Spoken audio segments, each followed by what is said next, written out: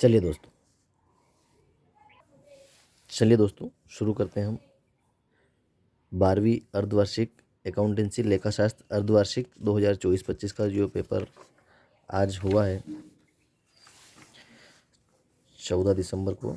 तो हम इसका शाम को जो है अब सॉल्यूशन देख लेते हैं। सबसे पहले साझेदारी संलेख के अभाव में लाभ विभाजन होता है तो ये समान अनुपात में होता है। आपको ध्यान रखना है, समान अनुपात में होता है।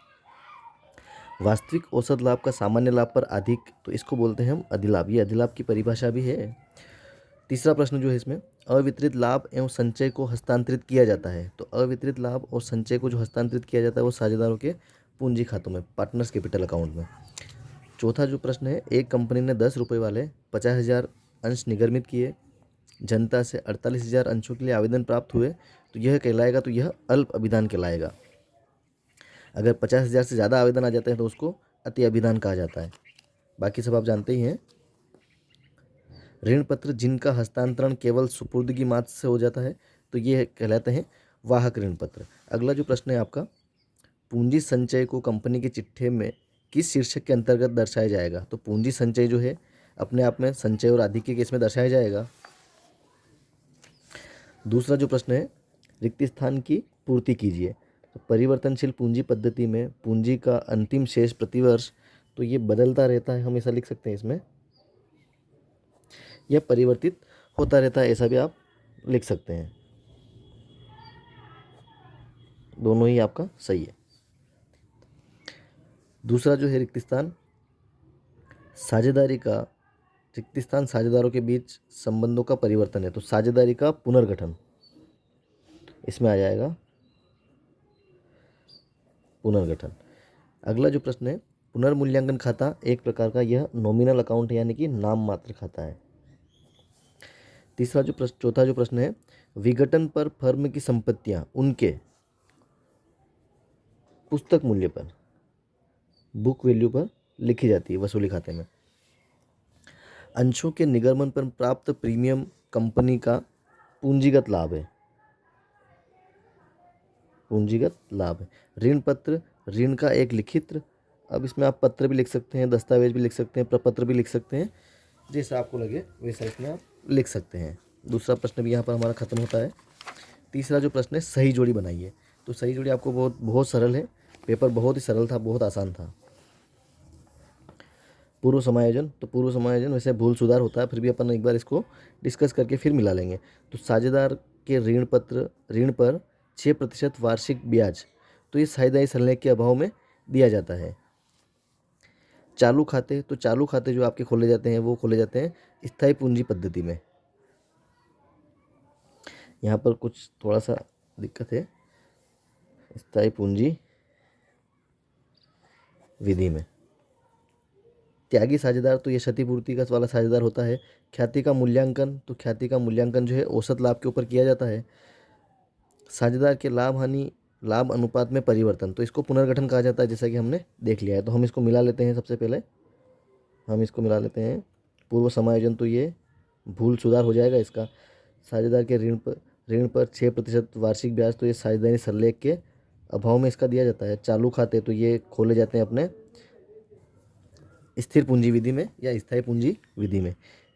लिखित समझौता, तो लिखित समझौता साझेदारी संलेख। त्यागी साझेदार, तो इसका क्षतिपूर्ति हो जाएगा। ख्याति का मूल्यांकन, तो औसत लाभ हो जाएगा आपका।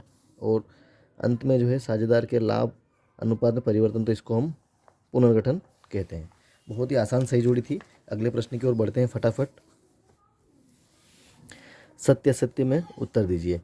ख्याति एक मूर्त संपत्ति है, तो बिल्कुल नहीं है, ये आपका असत्य हो जाएगा।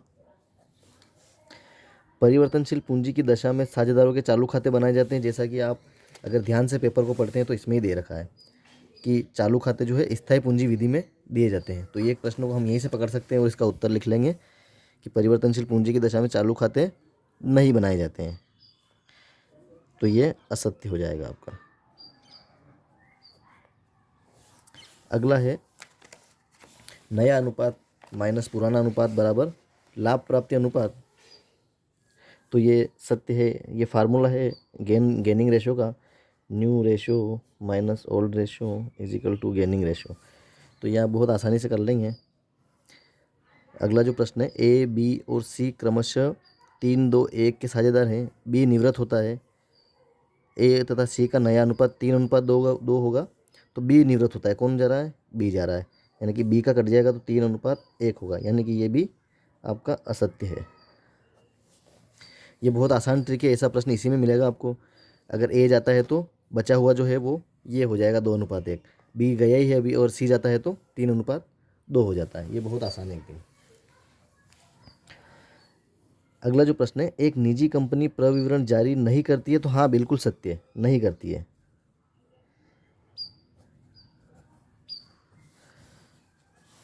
लास्ट है, बंधक ऋण पत्र सुरक्षित ऋण पत्र कहलाते हैं, तो हाँ बिल्कुल कहलाते हैं, हाँ कहलाते हैं सर, ये सत्य है, सॉरी यह सत्य है।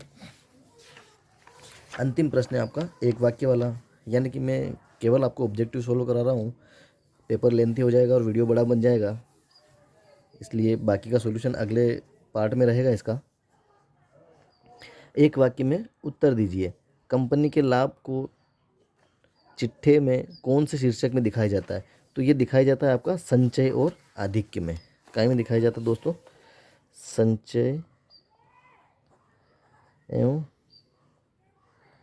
आधिक्य, रिजर्व एंड सरप्लस में। प्राप्य विपत्रों को चिट्ठे में कौन से शीर्षक में दिखाया जाता है? तो इसको जो हम दिखाते हैं, प्राप्य विपत्र चालू संपत्ति है तो चालू संपत्ति के अंतर्गत इसको दिखाया जाता है। कंपनी का स्थिति विवरण किस प्रारूप में तैयार किया जाता है? तो ये एकदम बहुत आसान है। कंपनी का स्थिति विवरण किस प्रारूप में? तो ये कंपनी अधिनियम की अनुसूची 3 के भाग 1 में, याद रखना दोस्तों, भाग 1 में, क्योंकि भाग 2 में लाभ हानि विवरण का प्रारूप है। ये प्रश्न आपको फिर 1 नंबर में मिल सकता है, बोर्ड में भी कई बार आता है ये प्रश्न, तो आप इसको बहुत ध्यानपूर्वक कर लें। जिन दायित्वों का भुगतान 1 वर्ष के अंदर होता है, बहुत आसान है, 11वीं का प्रश्न है, तो एकदम चालू दायित्व, करंट लायबिलिटी। कंपनी की स्थापना करने वाले व्यक्ति को, ये भी 11वीं का प्रश्न है, तो उसको बोलते हैं अपन प्रवर्तक, प्रमोटर। प्रार्थित पूंजी का वो भाग जो जनता से मांगा जाता है, मांगा मतलब याचना करना, तो उसे याचित पूंजी कहते हैं। मांगना या याचना करना, याचित पूंजी। वे ऋण पत्र जो अंश में बदले जा सकते हैं उनको वो कहलाते हैं परिवर्तनशील।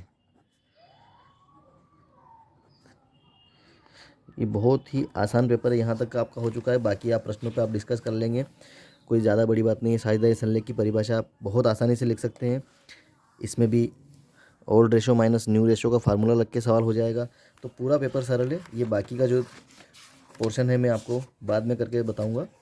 धन्यवाद।